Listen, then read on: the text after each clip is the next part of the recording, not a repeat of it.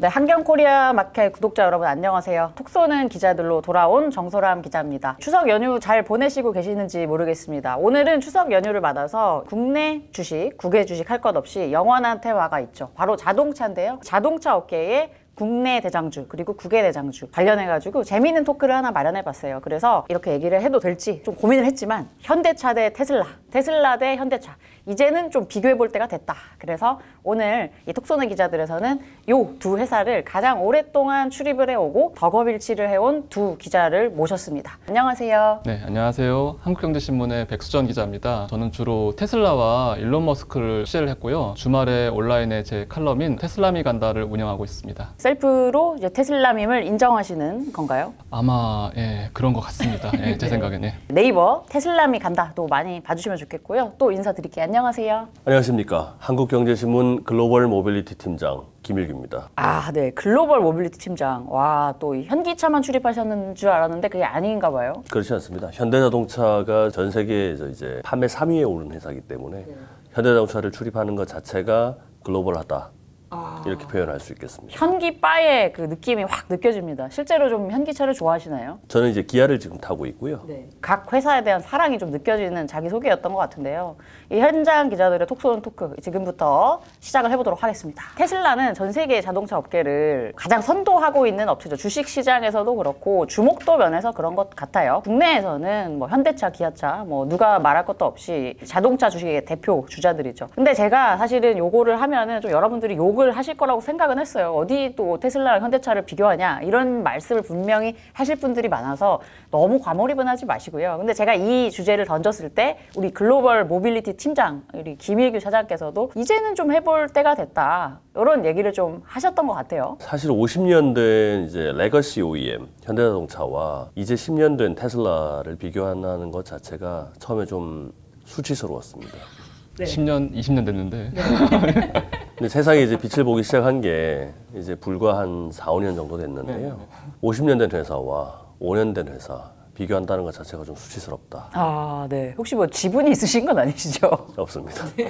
사실 숫자로 보면은 아직은 테슬라가 좀 넘사벽인 부분들이 있더라고요. 일단 시가총액이 그런데요. 테슬라가 제가 이제 어제가 25일이었는데 어제 기준으로 확인해 봤더니 시가총액이 7,772억 불입니다. 우리 돈으로 하면은 1,039조 5,689억 원이나 됩니다. 반면 현대차의 시가총액은 40조 8천억 원, 기아차의 시총은 33조 78억 원입니다. 두 회사를 합쳐도 74억 원이어가지고 한 15배 정도 차이가 나는 것 같더라고요. 매출이나 영업이익을 보면은 사실 비교해볼 만한 회사예요. 제가 2분기 기준으로 봐도 오히려 현대기아차가 영업이익 면에서 더 높아지는 모습을 보였단 말이죠. 근데 왜 이렇게 시총 차이가 좀 많이 날까요? 아무래도 이제 테슬라라는 기업 자체가 자동차 회사를 넘는 어떤 이제 무엇이 있지 않느냐 그런 것들 많이 보시는 것 같아요. 특히 로봇 같은 건 이제 전혀 실적이 잡히는 부분이 없죠. 뭐 보여준 것도 사실 거의 없어요. 이제 영상 보여주고 약 프로토타입 보여준 게 사실 전부예요. 근데 이제 그런 거에 대한 시장의 기대치가 어느 정도 이 회사가 자동차 회사를 넘어선 회사 아니겠느냐 이런 것들이 이제 크게 반영된 게 아니냐. 이제 그렇게 보고 있습니다. 근데 사실 현대차도 상당히 뭐 로봇 분야에서도 뭐 열심히 하고 있고 여러 가지로 최선을 다하고 있는 부분들이 있는데 좀 두각이 안 되는 부분들도 있는 것 같아요. 그래서 지금부터 약간 분야별로 현대차와 이 테슬라를 좀 비교해보는 토크를 해보려고 합니다. 잠깐 드릴 말씀이 있는데 네, 말씀하시죠. 얼마 전에 베트남의 빈페스트라는 회사 상장했죠. 그 회사 시총이 얼마인지 아십니까? 시총은 기억이 안 나는데 PE가 거의 100배 뭐 이 정도로 올라갔던 기억이 납니다. 그러니까 테슬라 시총을 얘기하는 게 황당합니다. 저는. 어이가 없는 것이죠. 토요타, 폭스바겐, GM, 우리 전통의 레거시 업체들하고 좀 생각을 해봐야 되는데 베트남 빈페스트 같은 업체라고 생각하시면 될 것 같아요, 테슬라. 좀 토크 발언 수위가 세신데 감당 가능하시겠어요? 한번 해보시죠, 오늘. 네. 빈페스트는 최근에 미국 시장에 상장을 했는데 우리가 이름도 사실 처음 들었는데 엄청나게 밸류에이션을 받아서 확 올라가는 모습이 있었습니다. 근데 거기 또 비교를 해주셔가지고 지금 저까지 좀 후환이 두려운데 분야별로 들어가서 전기차 이야기를 좀 해보겠습니다. 일단 지금 사실 이제 두 대표 모델이 테슬라는 뭐 다 전기차고요. 현대차는 또 아이오닉이라는 대표 모델이 있죠. 솔직하게 좀 이야기를 해봤으면 좋겠습니다. 타보셨나요? 저는 이제 국내에 나온 테슬라 전기차 라인업 SE, Y는 다 타봤고요. 현대차는 이제 전기차는 아이오닉 5를 타봤어요. 네. 제 생각에는 두 브랜드가 굉장히 지향점이 달라요. 일단 테슬라는 기본적으로 이게 달리는 차량이에요. 왜 그런 거 하니 이제 이 테슬라의 창업자 이제 머스크나 그리고 공동 창업자들이 있습니다. 마크 타팽이나 뭐 제이비 스트라우벨, 이안 라이트 이런 사람들이 사실 되게 젊었을 때부터 스포츠카에 굉장히 관심이 많았어요. 그리고 또 이 스피드에 굉장히 관심이 많았습니다. 그래서 사실 사람들이 전기차 처음 하는 생각이 약간 골프카 그런 것들을 살짝 떠올리잖아요. 이분들은 살랑살랑 다니는 이런 차는 절대 만들면 안 돼. 우리는 포르쉐 같은 그리고 벤츠 스포츠 같은 멋진 차량을 만들 거야. 이런 생각을 굉장히 확고하게 갖고 있었어요. 그래서 처음부터 아예 그냥 빠른 차를 만들 거야. 이런 그 컨셉을 가지고 만들었기 때문에 차량 자체가 굉장히 빨라요. 제로백이라고 해가지고 이제 시속 100km까지 가는 가속 속도도 테슬라의 고급 모델이 이제 모델 S, 그것도 플랫인데 이 차의 제로백이 2.1초예요. 100km 가는데. 네. 그리고 이제 모델 3, 이제 대중 모델이죠. 롱레인지가 한 4.1초 정도 됩니다. 이렇게까지 사실 필요가 없어요. 근데도 이분들이 이제 이렇게 차를 만들었거든요.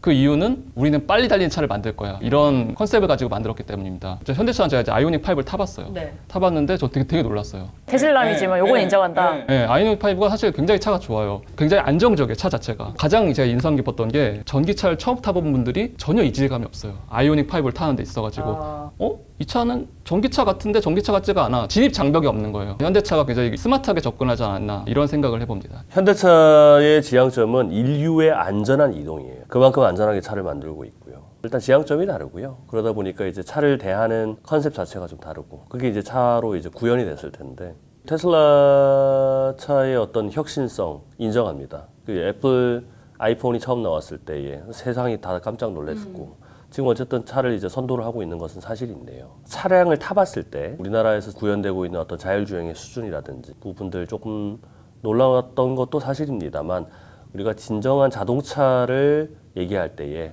이것은 차인가 의문을 가지게 만들었죠. 저는 사실 아이오닉은 안 타봤고요. 테슬라만 뉴욕에 있을 때 시승을 해보긴 했었습니다. 근데 저는 비교는 못하겠지만 일단 약간 그 내연기관차랑 좀 달릴 때 초반에 좀 다른 거는 좀 느껴졌고 나머지는 저는 사실은 상당히 좀 만족스럽게 타기는 했었습니다. 근데 아무튼 뭐 두 분의 그런 어떤 약간 이제 개인적인 것도 담기셨을 것 같고요. 근데 지금 또 보니까 아이오닉이 보조금이 많이 들어가서 사용자들이 살 때 가격이 최대한 400만 원대까지 좀 싸진다라고 했는데 테슬라가 사실 올해 보조금 혜택 때문에 좀 재미를 봤잖아요. 이제 현대차에서도 좀 비슷한 효과를 기대를 해보고 계신가요? 말씀하신 가격 부분은 여전히 좀 비싼 것은 사실이고요. 일반적으로 차를 구매하기에는 아이오닉 5 같은 경우에 시작가가 이제 5,300만 원. 세제 혜택 적용을 하게 되면 이제 5천만 원이고요. 정부 보조금을 다 합하게 되면은 4천만 원 초반대.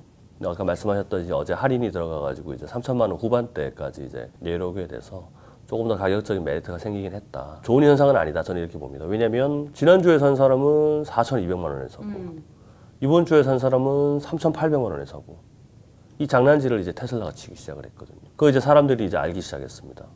뭐야? 다음 달에 또 내리는 거 아니야? 특히 이제 차라는 재화를 놓고 가격을 가지고 이렇게 고무줄 정책을 펴는 거는 한국의 사실은 맞지 않습니다.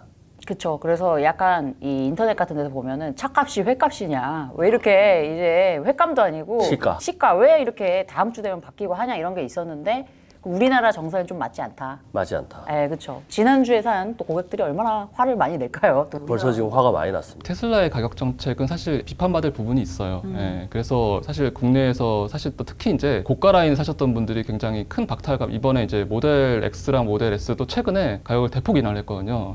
그것 때문에 사실 미국에서도 좀 논란이 있었습니다. 1억이 넘는 차량 샀는데 내가 어제 산 차량과 오늘 산 차량 가격이 1,000만 원 이상, 1,000만 원이 뭐야? 거의 2,000만 원 가까이 차이가 날 수도 있거든요. 사실 소비자 입장에서는 굉장히 실망감을 느낄 수밖에 없죠. 테슬라라는 차량 자체가 브랜드 가치를 차량 가격을 우리가 유지하겠다. 약간 이런 거에 초점을 맞추는 회사는 솔직히 아니에요. 이 회사는 거기보다는 우리는 빨리 혁신에 도달해야 돼. 그러려면은 빨리 차량을 많이 팔아야 돼. 우리가 자율주행을 이루고 테슬라가 지향하는 지속 가능한 에너지 발전을 이루려면은 차량을 많이 빨리 팔아야 되는데 그러려면은 어쩔 수 없이 가격은 수요에 따라서 움직일 수밖에 없어. 이게 이제 테슬라의 그리고 일론 머스크의 주요한 생각인 것 같아요. 좀 안티가 생겨도 큰 틀에서 정책은 가져간다. 그리고 두 분의 어떤 이런 시승 소감이나 이런 거에 아무래도 좀 사심이 들어갈 수밖에 없으니까 제가 좀 어떤 객관적인 평가가 있을까 싶어서 좀 찾아봤어요. 그랬더니 월스트리트 저널에서 8월에 한 칼럼니스트가 이제 똑같은 조건에서 아이오닉 5, 테슬라 모델 Y 포드 머스탱 마하이 이렇게 세 개를 타서 각 분야에서 좀 비교를 했더라고요. 6만 불 이하 전기차에서 어떤 것들이 좀 괜찮냐 했는데 배터리 성능은 타이 다 비슷하다. 그리고 인포테인먼트에서는 테슬라와 포드가 승이다. 현대차가 아직 조금 떨어진다. 그리고 주행 보조 기능은 포드가 제일 우수하다. 가장 이해가 쉽고 편한 것이 포드라고 하면서 이제 최종 승자를 포드 머스탱 마하이를 골랐더라고요. 좀 어떻게 인정하실 부분이 있으신가요? 세계 3대 자동차 상이 있어요. 네. 북미 올해차가 있고요. 유럽 올해차가 있고 세계 올해차가 있습니다. 아이오닉 5가 휩쓸었죠. 물론 거기에는 포드 머스탱 마하이도 경쟁 후보에 올라와 있었고요. 그 한 칼럼니스트의 개인적인 의견보다는 전 세계 전체 자동차 전문가들이 평가한 객관적인 평가에서 월드 오브 카에 오른 차이기 때문에 뭐 설명할 필요가 없다.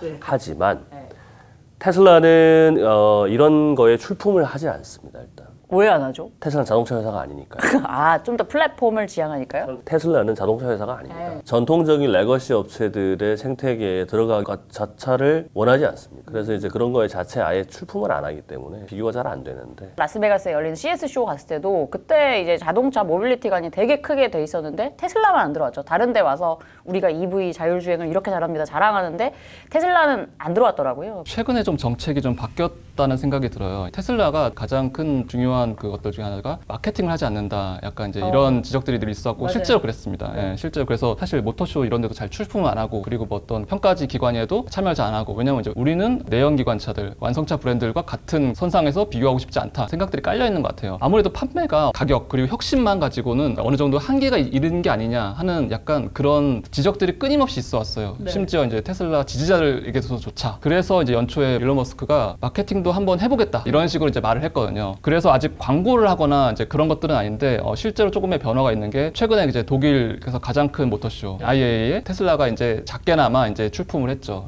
모델 3 업데이트 버전을 리프레시 버전을 들고 출품을 하기도 했고 중국에서 사실 이제 꾸준하게 지금 나가고 있고 그리고 이번에 미국에 또 하나 디트로이트 오토쇼인가요? 거기서도 이제 모델 3와 차량들을 가지고 출품을 할 계획인 것 같습니다. 이제는 조금은 그래도 보여줄 때가 됐다. 경쟁이 또 워낙에 좀 치열해지고 있으니까 뭐 그런 것 같다는 생각도 드네요. 후달린다는 의미죠. 요새 워낙에 뭐 좋은 전기차들도 많이 나오고 있고 테슬라도 좀 영업이익률이 떨어지고 있고 이런 면도 보여주는 것 같은데 일단 근데 전기차 얘기를 좀 이어가 보면은 좀 중요한 게 물론 뭐 승차감도 중요한데 충전이 좀 중요하잖아요. 테슬라가 잘하고 있는 게 충전 표준에서 전 세계적으로 리드를 하고 있습니다. 원래는 테슬라 충전 규격을 테슬라만 쓸 줄 알았는데 지금 뭐 GM이라든가 다른 또 대형 자동차 업체에게 그 생태계를 하나 이제 만들어가고 있어서 테슬라가 이미 승기를 잡은 게 아닌가 지금 이런 이야기들이 있어요. 충전 표준 경쟁에 대해서는 좀 어떻게 보고 있나요? 테슬라가 지금 전 세계에 깔려있는 슈퍼차저가 스테이션이 약 5,000곳이 넘어요. 제가 돌로미티 산속에 가는 데도 있더라고요. 네. 그리고 미국에서 1,900곳 기기가 이제 그 충전기 그러니까 2만여 개가 넘습니다. 미국 전역에서 테슬라 그 슈퍼차저가 한 60%를 비중을 차지한다고 해요. 완성차들 입장에서는 그런 거죠. 이제 NACS, 그러니까 북미 충전 표준에 들어간 포드나 GM의 경우를 빙의를 해서 한번 생각을 해볼게요. 이 완성차들 경우에는 지금 가장 시급한 게 전기차를 빨리 만들어서 팔아야 돼요. 왜? 미국의 지금 IRA 보조금이 어마어마하거든요. 전기차의 시장에 이면에 보면은 IRA 보조금을 누가 더 빨리 차지하느냐의 게임일 수도 있어요. 어떻게 보면은.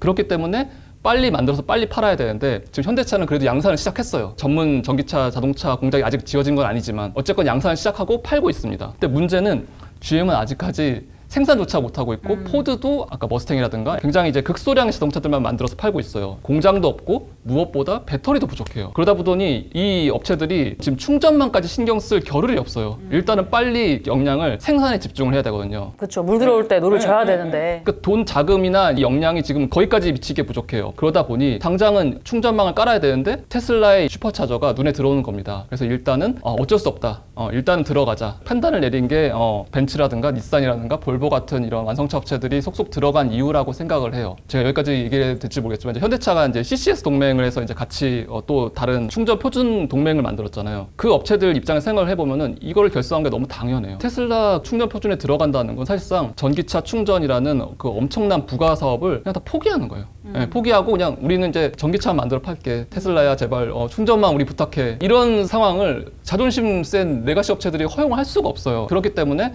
여기도 하고 여기도 걸치고 그러니까 두 개 다 걸치는 업체들도 있는 거죠. 예. 근데 현대차가 아직 테슬라의 이 NACS 동맹에는 안 들어갔는데 가능성은 조금 열어놓은 것 같아요. 그래서 이게 계속 이렇게 이원화돼서 갈 수 있을 것이냐 아니면 결국에 더 커지는 생태계에 품어질 수밖에 없을 것인가. 이거는 좀 어떻게 보세요?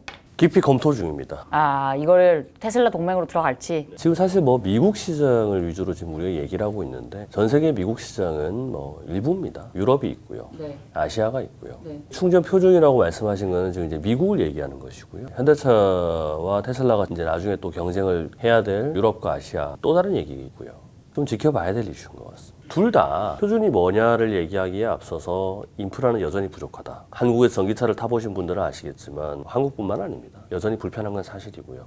표준이 뭐냐를 얘기하기에 앞서서 없다 아직. 너무 모자라기 때문에 빨리 좀 구축을 서둘러야 되는 건 사실이다. 저도 이거는 뭐 스마트폰 얘기지만은 그 자존심 센 애플도 최근에 라이트닝을 빼고 C타입으로 넘어왔잖아요. 물론 뭐 규제가 있었습니다만은 이게 지금 아무튼 이 충전 표준 가지고 계속 좀 경쟁이 있는데 현대차가 이거를 결국은 다른 이권을 포기하고 이쪽으로 넘어가나 아니면은 다른 전략을 고수할지는 좀 지켜볼 포인트인 것 같네요. 다음으로 좀 넘어가서 자율주행 기술, 결국에 이게 좀 미래의 기술의 핵심이 될 것 같아요. 최근에 좀 난리가 났던 게 현대차가 레벨 3 수준의 자율주행 차를 뭐 올해 내에 뭐 상용할 수 있다. 사실 이제 우리 단독 보도였는데 그 뒤로 좀 다시 또 이슈가 됐더라고요. 막 그런 것도 있었고 테슬라도 머스크가 실제로 좀 시연도 하고 이래서 기대감은 뭐 둘 다 상당히 올라와 있는 것 같아요. 그래서 자율주행 기술 두 회사를 좀 비교를 해봤으면 좋겠습니다. 두 차를 다 체험을 해보셨을 것 같은데 자율주행 기술에 있어서는 어디가 우위일까?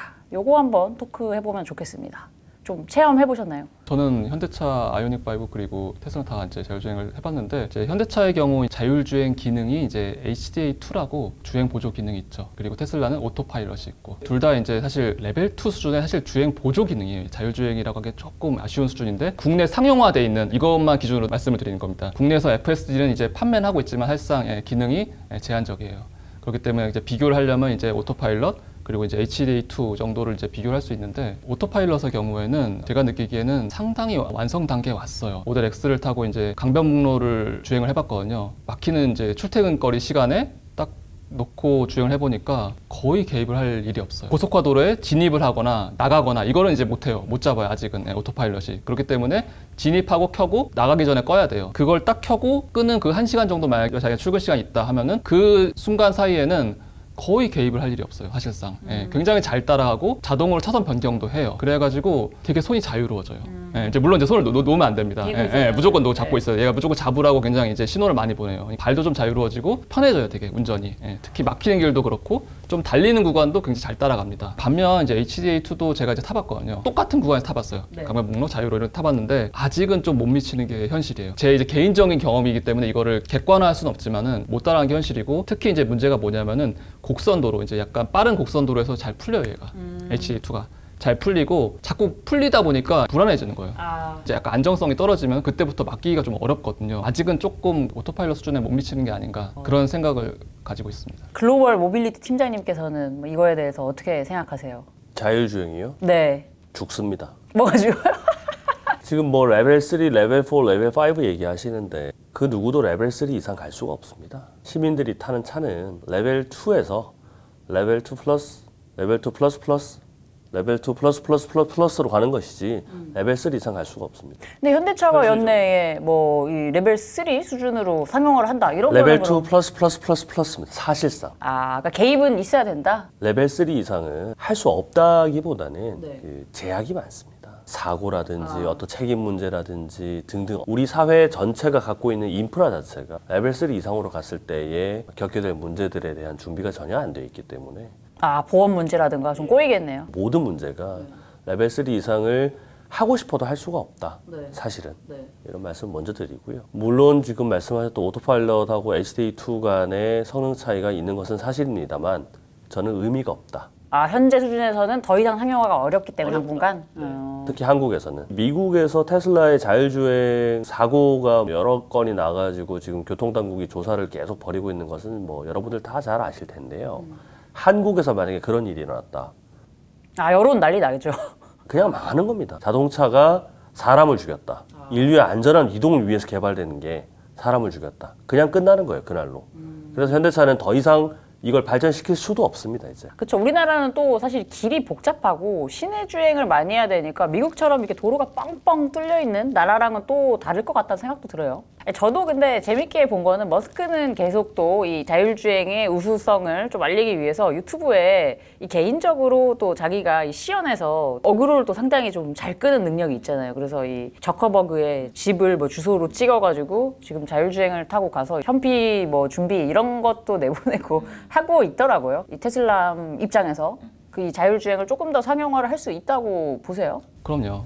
특히 이제 한국 시장은 그러니까 김 기자님 말씀대로 규제 제약이 많은 게 사실이에요. 근데 이제 북미 시장은 좀 달라요. 미국은 기본적으로 혁신 지향적인 국가예요. 약간의 어떤 문제가 있더라도 이것이 어떤 사회 전체의 공익이 더 이제 발전할 수 있다면은 괜찮다. 정치인들도 그렇고 시민들도 그렇고 미국 시장 자체가 혁신에 굉장히 관대합니다. FSD 같은 경우에는 이제 미국에서는 이제 시내 주행이 가능해요. 네. 물론 이제 베타 버전입니다. 아직 전체 대중한테 릴리즈된 건 아니에요. 네. 40만 명이 지금 베타로 운전을 하고 있어요. 그래서 그 주행 데이터 계속 쌓이고 있거든요. 네. 물론 제가 이제 그걸 미국에서 실제로 체험을 해보진 않았어요. 네. 시내 주행 시연 영상을 보면은 상당 수준 올라왔다. 물론 이제 개입을 해야 돼요. 개입을 안 할 수가 없어요. 그거는. 예. 머스크가 아까 말씀하셨던 그 시연 동영상에서도 머스크조차도 개입을 한번 했습니다. 네. 예, 예, 예. 갑자기 좌회전 신호등이 저쪽에서 돌아왔는데 그러면 이제 여기서 멈추고 있어야 되는데 얘가 갑자기 움직였어요. 그래갖고 이제 브레이크를 밟았죠. 그런 식으로 어쨌건 개입이 필요한 게 사실이에요. 이거는 현대차나 테슬라나 할 것 없이 우리가 이제 꿈꾸는 앞에다가 막 영화 스크린 놓고 영화 보면서 이렇게 누워가지고 집에 가는 이런 미래는 좀 한참 기다려야 될 것 같다는 생각도 드네요. 네. 그렇죠. 그리고 지금 FSD 같은 경우에 좀 더 말씀을 드리면은 머스크의 그 동영상이 FSD 최신 버전이 V12 버전이에요. 네. 이 버전이 굉장히 놀라운 것들 중에 하나가 그 이전 버전까지는 어쨌건 개발자의 코딩이 들어갔다는 거예요. 근데 그거를 FSD V12 버전부터는 다 삭제를 했다는 겁니다. 주행 동영상만 가지고 AI를 학습을 시킨 거예요, 인공지능을. 네가 이제 목적지까지 가는데 이런 주행 동영상이 있으니까 이걸 가지고 계속 학습을 해. 근데 그 영상이 4억 마리 넘는다는 거예요. 테슬라 운전자들의 주행 거리가. 예. 그걸 가지고 계속 학습을 시킨 거죠. 그 수많은 변수들을 다 제어를 할 수 없잖아요, 개발자들이. 네. 제어를 어차피 못 하니까 차라리 인공지능에 다 맡기자. 소위 이제 좀 유식한 말로 엔드 투 엔드 방식입니다. 예. 끝에서 끝을 잇는다. 그러니까 통째로 인공지능을 학습을 시킨다. 개발 상황이 그렇게 진행이 되고 있다. 사실 최근에 이 테슬라의 AI, 이 슈퍼컴퓨터 도조, 요게 주목을 받으면서 주가가 그 당시에 상당히 좀 급등을 하는 모습도 있었어요. 근데 저는 궁금한 게 현대차도 이런 AI 관련해가지고 개발이라든가 뭐 훈련 같은 것들을 하고 있나요? 좀 개발 상황이 어떤지 좀 궁금한데 어떻게 되고 있나요?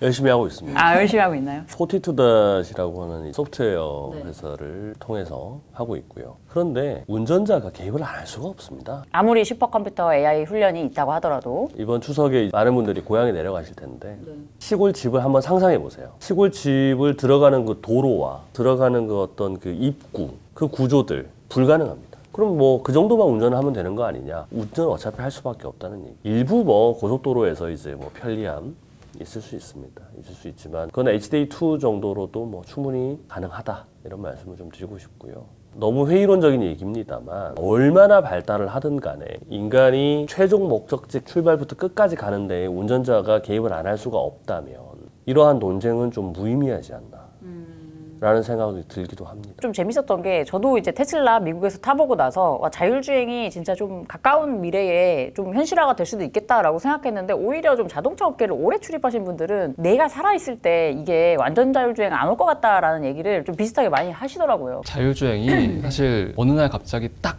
완성될 거라고 저는 생각하지 않아요. 당장 내년, 3년, 5년 후까지 딱 완성되는 건 어렵다고 보고요. 결국은 그런 것 같아요. 소프트웨어라는 거는 어떤 완성의 단계가 없어요. 끊임없이 점층적으로 개선하고 발전시키는 거거든요. 이를테면 우리 아이폰 같은 경우에도 OS가 있잖아요. 네. 이 OS가 사실 1.0, 2.0 만들고 끝이 아니잖아요. 계속적으로 점층적으로 발전시키는 거거든요. 이 자율주행은 소프트웨어예요. 그러다 보니까 계속 시간이 갈수록 누적적으로 발전을 하는 그런 가능성을 보는 거죠. 그럼 우리가 좀 미래의 얘기를 좀 해봤는데 또 하나 이어서 좀 미래의 이야기를 해보면 어저께 상당히 좀 재밌는 동영상이 떠가지고 이슈가 됐었는데 테슬라가 이 옵티머스, 이 테슬라 봇이라고 하죠. 업그레이드된 이 연습하고 있는 버전을 좀 공개를 했는데 그게 1년 사이에 상당히 많이 발전을 했더라고요. 작년에 공개됐을 때 제가 기억이 나는데 그때 이제 사람들이 뭐라고 평가를 했냐면 헬스장 가서 하체 운동하고 난 뒤날 내 모습 같다. 그러니까 다리가 이제 하체 하고 나면 이제 막 부들부들 하잖아요. 그래서 약간 그런 모습이 있었는데 저도 영상 보니까 상당히 이게 디벨롭이 많이 됐더라고요. 이제 현대차는 보스턴 다이내믹스라는 또 이 굉장히 막 이 점프하고 이제 훌륭한 로봇도 갖고 있죠. 그래서 지금 로봇 기술 둘 다 어느 정도까지 왔나 요 얘기를 해보면 재밌을 것 같습니다. 현대차 다이내믹스 그 얘기도 좀 해보고 싶은데 왜냐면 인수하고 나서 너무 조용합니다. 최근에 두산 로보틱스도 상장하고 있고 지금 코스피, 코스닥 할 것 없이 로봇이 최대 테마인데 여기는 비상장사라서 뭘 하고 있는지 너무 조용한데 어떻게 좀 사업을 이끌고 있나요? 현대차가 로봇을 왜 하냐? 출발점은 로봇의 인지, 제어 이 기술을 자동차에 좀 활용을 하겠다. 차예요. 로봇계 스팟을 이제 보셨을 텐데요. 로봇계 스팟을 운전을 시키겠다. 뭐 그런 건 아니잖아요. 로봇계 스팟이 상황을 인지를 하고 피해가고 제어하고 그 기술들을 차에 접목을 시키면 자율주행도 되는 것이고요. 그게 이제 1단계입니다. 로봇의 그 인지 제어 기술을 차에 접목시키는 거를 하고 있고요. 그럼 그 로봇개가 소프트웨어 형태로 차에 들어간다. 이렇게 이해하면 되나요? 그 다음이 이제 그 개를 직접 투입하는 겁니다. 개가 운전하는 건가요? 개가 산업 현장에 투입하는 개가 산업 현장에. 예. 개가 이제 산업 현장에 투입이 돼서 사람이 하기 어려운 일, 사람이 가기 어려운 곳곳에 투입이 돼서 대신 일을 좀 하는 것이죠. 화재 현장, 뭐 산간 도서 지역. 그 다음이 이제 테슬라가 얼마 전에 봇 영상을 공개했다시피 그 휴머노이드 로봇, 인간을 닮은 거기까지 가려면 좀 많이 멀었습니다만 그러한 활동을 하고 있습니다. 그럼 1차적인 거는 일단은 이 로봇 기술을 자동차에 활용하자. 이게 제일 큰 모토라고 볼 수 있겠네요. 현재는. 사실 나중에 이제 AAM, UAM 얘기가 또 나올 수 있습니다만 그것도 인지 제어가 핵심이거든요. 그러한 로봇의 인지 제어 기술을 모빌리티, 이동하는 탈 것에다가 접목을 시키겠다. 이게 이제 핵심입니다. 테슬라는 근데 어제 공개한 거 보면은 가정용으로 이런 것들을 차 공급하듯이 한 대씩 공급하는 것들을 이제 머스크 하고 싶다고 했는데 좀 그런 거를 염두에 둔 로봇인 것 같아요. 어저께 어떻게 보셨어요? 그 로봇 자체가 이제 휴머노이드 로봇이잖아요. 인간형 로봇. 로봇이라 하면 이제 약간 두 가지 종류를 들 수 있을 것 같아요. 우리 사람들이 이제 흔히 말하는 우리가 이제 영화에서 많이 본 이제 그런 로봇들. 이제 사람과 감정을 교류하고 감성을 교류하는 이제 그런 로봇이 있어요. 우리가 꿈꾸는 그 미래는 너무 더 멀죠. 그리고 이제 테슬라가 만드는 옵티머스나 아니면 이제 아틀라스 같은 이런 로봇들은 사실 작업 수행 로봇이에요. 공장이나 집안에서 가정 일을 할 수 있거나 이제 물론 그것도 꿈이지만 좀 더 이제 업무 지향적인 로봇입니다. 그 중에서도 테슬라는 인간을 대체할 수 있는 보조하거나 대체할 수 있는 로봇을 꿈꾸고 있는 것 같아요. 머스크는 머스크가 늘 얘기하는 이제 출산율이 너무 낮다, 아이들이 너무 부족하다. 이게 사실 다 일맥상통한 얘기거든요. 우리도 그게 현실이잖아요. 많은 선진국들이 그거에 고통을 받고 있고 중국도 마찬가지고 노동력이 부족하기 때문에 인간형 로봇들이 계속 생산을 해서 노동력을 대체를 해야 된다. 이런 큰 그림을 가지고 지금은 연구 실험을 하는 콘셉트, 프로토타입 단계예요. 상용화되려면 좀 무수한 시간들이 남아있을 거라 생각하는데 꾸준히 보여주고 있는 이유는 이런 컨셉을 계속 지향을 하고 있다. 이렇게 생각을 하시면 될 것 같습니다. 저도 올해 봄에 맨하탄에 있는 테슬라 매장에 갔었었는데 테슬라 봇을 갑자기 좀 설치를 했더라고요. 그래가지고 그 실물을 딱 갖다 놨어요. 차 옆에. 그래서 이거 움직이는 거 볼 수 있냐 이랬더니 지금은 일단 대 모양만 있고 그냥 모형입니다. 네, 그래서 그럼 움직이는 거는 언제 볼 수 있어요? 이랬더니 아마 뭐 커플 오브 이어스 하면서 약간 몇 년 정도는 기다리면 와서도 볼 수 있을 것 같다라고 해가지고 기대감은 어느 정도 생기는 이거였어요. 근데 궁금한 건 이걸로 돈을 벌 수 있을까? 좀 궁금하긴 해요. 왜냐면 지금도 이제 두산 로보틱스라든가 이런 데서는 얘기하는 게 팔만 가지고 하는 협동 로봇? 이런 것들은 좀 어떤 상업성으로 접근해도 지금 뭐 돈을 벌 수 있지만 휴머노이드라든가 이런 로봇들은 돈을 벌기 힘들다. 오히려 성장이 안 된다라고 얘기를 하고 있거든요. 스팟이 제가 알기로는 가격이 지금 75,000달러로 알고 있어요. 엄청나게 비싸죠. 75,000달러는 1억 원 거의 1억 원 가까이 하는 돈인데 산업 현장에 과연 그 1억 원짜리 로봇계를 투입해가지고 얼마의 효용을 낼 수 있을 것인가. 그것이 일단 가장 큰 의문이고 아틀라스도 마찬가지예요. 그러니까 사실상 어떻게 보면은 이런 말을 좀 말씀드리면 좀 그런데 그냥 홍보용 로봇입니다. 쇼윈도 로봇이에요. 그러니까 물론 이제 기술이 발전해가지고 이익을 낼 수 있는 포인트가 날 수도 있겠죠. 근데 실제로는 제가 보기에는 아틀라스가 어떤 산업 현장에 투입돼가지고 인간 노동자보다 더 효율을 낼 수 있을지 사실 좀 의문이에요. 덤블링도 하고 되게 막 신기한데 네. 거기서 다 끝이라는 거예요. 그렇다고 테슬라가 지금 뭐 당장 돈을 버느냐? 그건 아니에요. 다만 이제 로드맵을 짠 거죠. 그러니까 머스크는 그 테슬라 봇을 2만 달러에 공급하겠다고 했어요. 맞아요. 우리 돈으로 3천만 원 좀 안 되는 돈인데 물론 이제 현실 가능성이 좀 떨어지긴 하죠. 그렇다면 만약에 2배 값으로 4만 달러에 공급한다면 어쩔까? 그러면 좀 얘기가 달라질 수 있죠. 육아. 네, 설거지, 청소 다 해주면은 생각해 볼 수도 있죠. 그런 여러 가지 이런 것들을 한다면 어떨까? 물론 당장 지금은 너무 꿈이라는 걸 알고 있어요. 네, 꿈인데 테슬라는 그런 것 같아요. 어떤 로드맵을 딱 그린 다음에 거기를 향해서 그냥 꾸준히 가는 거예요. 이게 되든 안 되든. 그런 프로젝트라고 보시면 되지 않을까. 머스크도 이 워낙에 생각하는 게 많아서 그거 다 실현하려면 진짜 장수해야 될 것 같아요. 올해 52살이니까 한 20년은 까딱없이 CEO를 하지 않을까라고 생각하고 있습니다. 저는. 경영적 측면으로 좀 넘어가서 테슬라에 부각되고 있는 점이 노조가 사실상 없다는 거예요. 물론 노조 만들려는 시도가 없었던 건 아닌데 사실상 없죠. 반면 지금 미국에서는 3대 자동차 업체가 다 파업을 하겠다고 해서 지금 이제 미국 경제 전체가 난리가 났고 현대차도 우리나라에서 사실은 강성노조로 하면은 빼놓기 힘든 회사잖아요. 매년 파업 리스크가 반복이 되고 있고 다행히 올해는 잘 마무리가 됐습니다. 그래서 지금 이제 강성노조의 현대차 무노조 경영의 테슬라 요 모드는 계속 갈 것인가 지금 어떻게 이게 또 자동차 업계에 영향을 줄지도 좀 궁금합니다. 언젠가는 이제 노조가 생기겠죠. 어쩔 수 없는 현실이고 머스크도 인정을 했어요. 다만 이제 왜 그럼 테슬라는 무노조 경영이 이제 가능했는가에 대한 이제 근본적인 질문을 던지자면은 역시 직원들에게 대한 그 주식 지급, 주식 보상과 관련이 깊어요. 누구나 다 입사를 하면 주식을 받습니다. 테슬라 코리아도 마찬가지예요. 그러다 보니 이제 이렇게 된 거죠. 이를테면 저보다 10년 선배들이 테슬라에 입사를 했어요. 엄청나게 열심히 일을 했는데 어느 날 보니까 주가가 20배, 30배 올라와 있는 거예요. 자신의 연봉에 몇십 배에 달하는 돈을 번 겁니다. 이런 걸 보면은 같이 있던 근로자들, 혹시 후배들도 나도 열심히 하면 선배들처럼 대박이 날 수 있겠구나. 테슬라에 내가 몸을 바치면은 회사의 성장에 따라서 나도 부자가 될 수 있겠구나. 이런 강한 믿음이 있는 것 같아요. 테슬라 CFO 잭 커크원이 주식 보유가 7월 달에 공개가 됐었는데 이제 사임하셨어요. 했는데 그분 주식 보유수가 거의 20만 주에 달해요. 600억이 넘습니다. 그분도 창업하신 게 아니에요. 10년 전을 일하셨는데 600억이 넘는 돈을 주식이지만 보유를 하신 거죠. 어마어마한 거죠. 어떻게 보면 월급쟁이가. 그래서 노조를 만들 이유가 별로 없어지는 건가요? 그렇죠. 왜냐하면 이제 파업을 하게 되면 오히려 주가에 영향, 아까 말씀하셨던 대로 미국 노조들처럼 파업을 하게 되면 주가의 하락이 있기 때문에 오히려 저한테 손해인 겁니다. 이해상충이 되니까. 그렇죠. 그러니까 주주와 직원의 이익이 같아요. 근데 문제는 이 주가가 지금도 현재 테슬라 주가가 고점을 찍고 하락을 한 상태고 지금 횡보를 하고 있죠. 근데 이 횡보가 계속 길어지고 오히려 하락을 한다면은 이 선순환 구조가 언젠가는 깨질 수가 있어요. 이 믿음이. 그렇기 때문에 테슬라는 계속 주가를 부양해야 될 수밖에 없는 약간 그런 구조예요. 최근에 테슬라 주가가 안 좋았을 때 계속 이제 내부에서 뭐 약간 이제 머스크의 어떤 경영에 대해서 불만을 제기하는 것들이 월가에서 보도도 되고 노조를 만들려고 하는 움직임도 좀 있었어요. 근데 또 반면 현대차는 주식을 이렇게 뭐 테슬라처럼 아주 많이 주는 건 아니라도 돈을 일단 많이 주잖아요. 성과급도 보면은 매년 뭐 상당한 수준을 이렇게 주고 있는데 이번에 3천만 원입니다. 3천만 원. 그렇죠. 그리고 성과 이번에 아마 기본급도 한 4% 정도를 올린 걸로 제가 알고 있는데 그러면 사실 이제 이게 돈을 똑같이 많이 주는 구조인데 여기는 계속 노조와 파업이 좀 반복되는 게 사실 현대차 주가를 좀 발목 잡는 리스크 중에 하나잖아요. 왜 계속 이렇게 고착화가 되고 여기를 벗어나지 못하는 걸까요? 해결 방법이 있습니다. 뭐가 있나요? 로봇을 투입하는 겁니다. 다시 이제 로봇으로 돌아가게 되는데 현대자동차 노동조합이 탄생한 것이 1987년입니다. 네. 우리 사회가 이제 산업 고도화 시기를 겪고 노동운동이 이제 태동을 할 때였고요. 말씀하셨다시피 이제 강성노동조합으로 변질이 되면서 지금 이제 악의 축이 됐는데요. 약해지고 있습니다.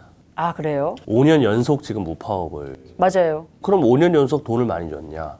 꼭 그렇지도 않습니다. 그 2020년 코로나 때는 임금을 실제로 동결까지도 했었는데도 파업 없이 이제 지나갔고요. 지금 신입생들이 들어오고 과거 강성노동 운동을 했던 분들은 은퇴를 하고 그러면서 좀 문화가 바뀌고 있는 건 사실이다. 노동조합 원수가 줄고 있어요. 5만 명이 깨지고 4만 5천 명이 깨지고 이제 4만 명대가 깨지기 직전이다. 왜 빠지는 거예요? 정년퇴직입니다.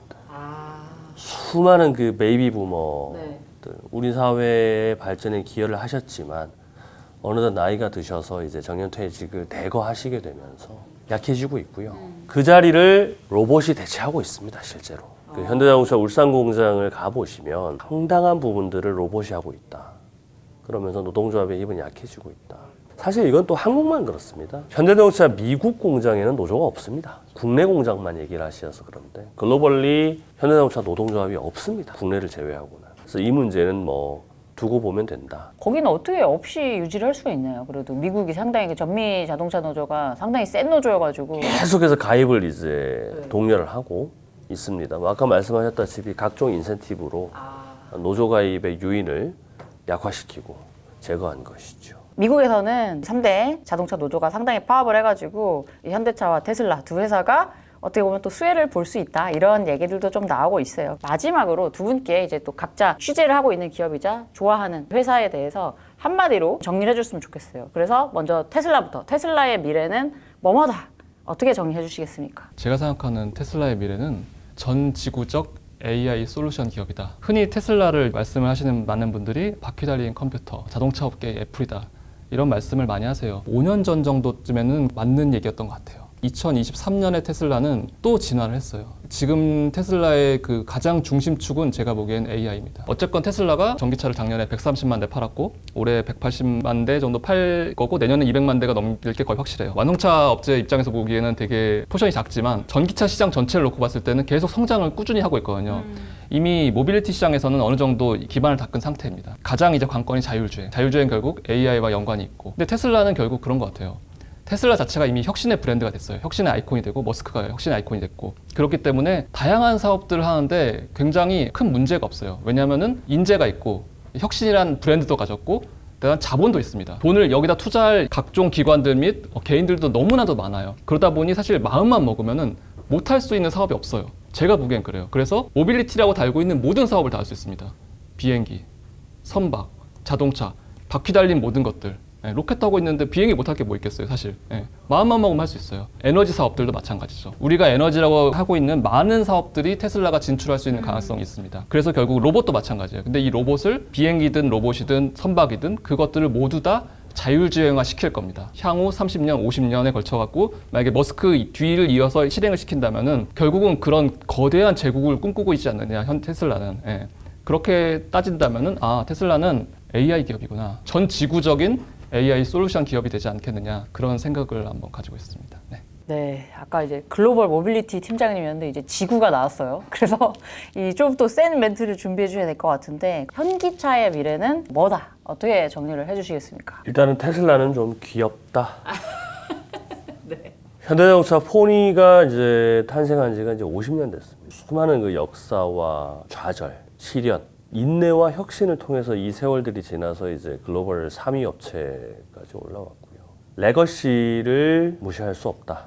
레거시가 있는 업체가 결국에 더 잘할 것이다. 전기차 지금 판이 바뀌고 있는데 현대차가 아이오닉 5, 6, 7, EV 6, 9 왜 이렇게 갑자기 잘 만들지? 갑자기 하늘에서 떨어진 게 아닙니다. 1970년대 포니를 만들던 시절의 레거시를 갖고서 이제 여기까지 온 것이고요. 자꾸 우리 미래를 얘기하는데 과거를 봐야 된다. 테슬라는 과거를 보면 거짓말을 하잖아요. 뭘 하겠다. 하지 않습니다. 언제까지 하겠다. 본 적이 없어요. 언제까지 한다는 걸. 그 회사의 과거를 보면은 그 회사의 미래를 알 수 있다. 1970년대에 아무것도 없던 이 나라에서 포니를 만들어서 여기까지 온 회사를 보면 그 회사의 저력과 도전, 혁신 정신 알 수 있다. 레거시에서 배우자. 레거시로 하겠습니다. 현기차의 미래는 레거시에서 배우는 회사다. 두 분 다 너무 좋은 이야기들을 들려주셔가지고 저도 이제 중간자적 입장에서 굉장히 재밌게 들었습니다. 현대차와 테슬라의 미래를 말씀을 같이 나눠주신 이런 포인트들에서 여러분들이 지켜보시는 것도 재밌을 것 같네요. 오늘 사실은 저희가 좀 재밌게 해보려고 테슬람 대 현기빠, 현기빠 대 테슬람 이런 좀 컨셉을 잡고서 했는데 저희가 좀 재밌게 하려고 한 거니까 본인 좋아하시는 차가 있으실 테니까 너무 과몰입은 안 하셨으면 좋겠고요. 재밌게 봐주셨으면 좋겠습니다. 네, 그러면 오늘 현장 기자들의 톡 쏘는 기자들은 여기서 마무리를 하도록 하겠습니다. 아마 지금 이제 추석 연휴가 마무리되고 있을 것 같은데요. 현기차의 차를 타고 계시든 테슬라를 타고 오시든 좋은 귀경길이 되셨으면 좋겠고요. 오늘 저희 토크가 또 여러분들 연휴에 조금 이제 재밌게 만들어주는 시간이 되었으면 좋겠습니다. 그럼 오늘 참여해주신 두 분 감사합니다. 고맙습니다. 감사합니다.